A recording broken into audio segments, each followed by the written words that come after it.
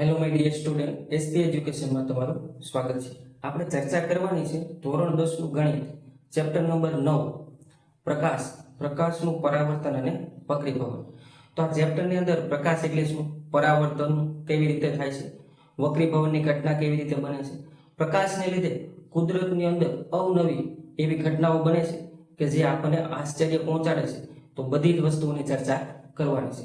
સૌપ્રથમ આપણે પ્રકાશ વિશે ચર્ચા કરી કે પ્રકાશ છે એ ખરેખર છે શું. તો પ્રકાશની આપણે વાત કરી તો પ્રકાશની વ્યાખ્યાથી આપણે શરૂઆત કરી કે પ્રકાશ એ આપણી આંખમાં સંવેદના ઉપજાવતું વિદ્યુત ચુંબકીય વિકિરણ છે. પ્રકાશ શું છે તો કે પ્રકાશ એ આપણી આંખમાં સંવેદના ઉપજાવતું વિદ્યુત ચુંબકીય વિકિરણ છે. આ પ્રકાશનું કિરણ છે એ બિન યાંત્રિક છે. પ્રકાશનું કિરણ બિન યાંત્રિક છે અને એને પ્રસરણ માટે માધ્યમની જરૂર પડતી નથી. પ્રકાશનું કિરણ છે એને પ્રસરણ માટે માધ્યમની જરૂર પડતી નથી. જેમ કે ધ્વનિના તરંગો છે એને પ્રસરણ માટે માધ્યમની જરૂર પડે છે.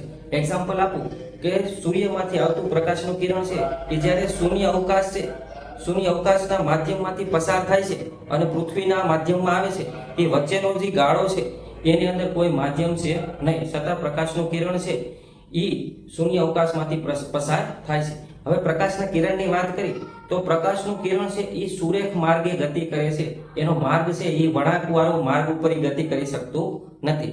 આપણે પ્રકાશની કલ્પના કરી તો પ્રકાશ છે એ ઘણા બધા કિરણો છે એનું એક પુંજ આપણે કલ્પના કરવામાં આવે છે કે પ્રકાશ એ ખરેખર ઘણા બધા કિરણોનું એક પુંજ છે. પ્રકાશના થોડાક આપણે ગુણધર્મ જોઈએ તો પ્રકાશ છે એની શૂન્ય અવકાશમાં ઝડપ 3 × 10⁸ મીટર પર સેકન્ડ, એટલે કે 1 સેકન્ડની અંદર પ્રકાશનું કિરણ છે એ શૂન્ય અવકાશમાં 3 લાખ કિલોમીટર જેટલું અંતર કાપે છે. હવે આ પ્રકાશના કિરણોની ઝડપ છે, આ પ્રકાશની ઝડપ છે બધા જ માધ્યમમાં સમાન નથી હોતી. અલગ અલગ માધ્યમમાં પ્રકાશની ઝડપ અલગ અલગ હોય છે. એક્ઝામ્પલ તરીકે પ્રકાશ જે ઘટ માધ્યમ છે તો પ્રકાશની ઝડપ એમાં ઘટી જાય છે, અને પ્રકાશ જે પાતળું માધ્યમ હોય તો એમાં પ્રકાશની ઝડપ કેવી હોય, વધારે હોય. બીજી આપણે ચર્ચા કરી પરીક્ષામાં એમસીક્યુમાં પૂછાય એવો પ્રશ્ન કે દ્રશ્ય પ્રકાશની તરંગ લંબાઈ. દ્રશ્ય પ્રકાશ એટલે એવો પ્રકાશ કે જેની મદદથી આપણે જોઈ શકીએ છીએ. તો દ્રશ્ય પ્રકાશ છે એની તરંગ લંબાઈ છે 4 × 10⁻⁷ મીટર થી 8 × 10⁻⁷ મીટર. આ જે રેન્જ છે એની વચ્ચેનો જે પ્રકાશ છે એને આપણે જોઈ શકીએ છીએ. તો આ પ્રકાશને દ્રશ્ય પ્રકાશની રેન્જ છે. હવે પ્રકાશનું આપણે મહત્વની વાત કરી કે ભાઈ પ્રકાશનું શું મહત્વ છે, પ્રકાશ ન હોય તો આપણને શું ફેર પડે. તો પ્રકાશના મહત્વની વાત કરી તો કે કોઈ વસ્તુ ઉપર પ્રકાશનું કિરણ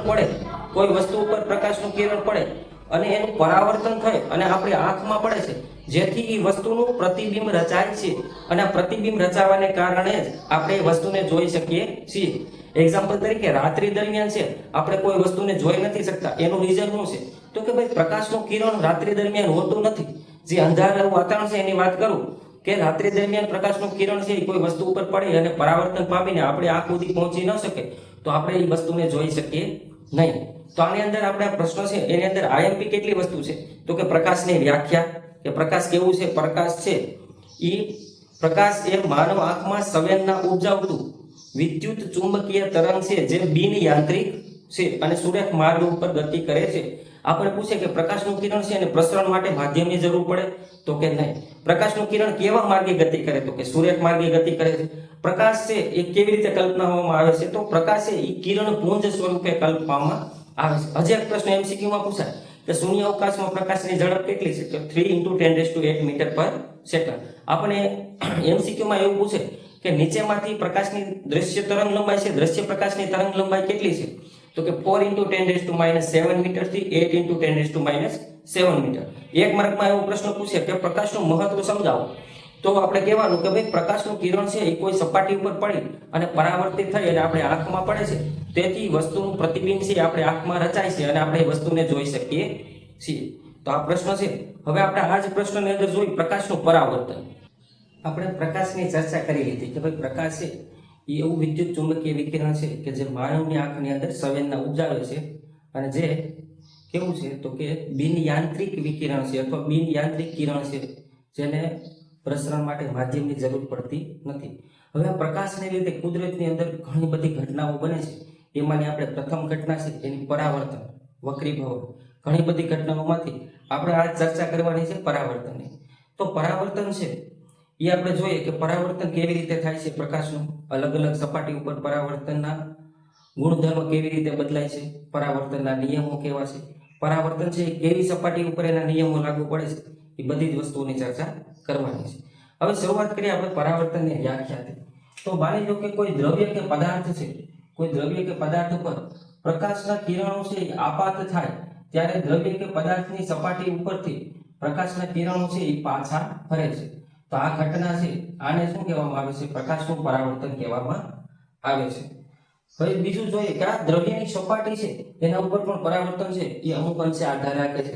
જેમ કે સંપૂર્ણ પોલિશ કરેલી સપાટી હોય કે, તો કે સંપૂર્ણ એકદમ પોલિશ કરેલી એકદમ લીસી સપાટી હોય તો પ્રકાશના કિરણો છે એ પરાવર્તન છે એ મોટા ભાગના કિરણોનું શું થાય છે, પરાવર્તન થાય છે. તો આપણે થોડીક વ્યાખ્યાથી જોઈએ કે દ્રવ્ય કે પદાર્થ પર પ્રકાશના જે આપાત થાય, દ્રવ્ય કે પદાર્થ પર પ્રકાશની આપાત થતા દ્રવ્યની સપાટી પરથી પ્રકાશના કિરણો છે એ શું થાય છે, પાછા ફરે છે. તો આ ઘટનાને પ્રકાશનું પરાવર્તન કહે છે. જો સંપૂર્ણ પોલિશ કરેલી સપાટી છે, જેમ કે અરીસો, સંપૂર્ણ પોલિશ કરેલી સપાટી એટલે કે જેમ કે અરીસા જેવી એકદમ લીસી સપાટી હોય એના ઉપર પ્રકાશના કિરણો છે એ મોટા ભાગના કિરણોનું પરાવર્તન થાય છે. હવે આપણે પરાવર્તનની વ્યાખ્યા જોયા પછી પરાવર્તનના નિયમ જે પરીક્ષામાં વારંવાર પૂછાય છે તેની આપણે ચર્ચા કરી. તો પરાવર્તનના નિયમો આપણે સમજતા પહેલા આપણે આકૃતિ સમજવી પડે. તો જો આપણે આકૃતિ છે એમાં કોઈ સપાટી ઉપર કોઈ પ્રકાશનું કિરણ આપાત થાય છે તો આ કિરણને આપાત કિરણ કહેવાય. અને સપાટી ઉપર દોરેલો લંબ એટલે સપાટી સાથે 90 ડિગ્રીનો ખૂણો બનાવતો એવો લંબ છે. તો જેવું પ્રકાશનું કિરણ સપાટી ઉપર આપાત થશે તો આ સપાટી દોરેલા લંબ સાથે કંઈક ખૂણો બનાવે છે. આ ખૂણો બનાવે એને જ આપણે શું કહીએ છીએ, આપાત કોણ કહીએ છીએ.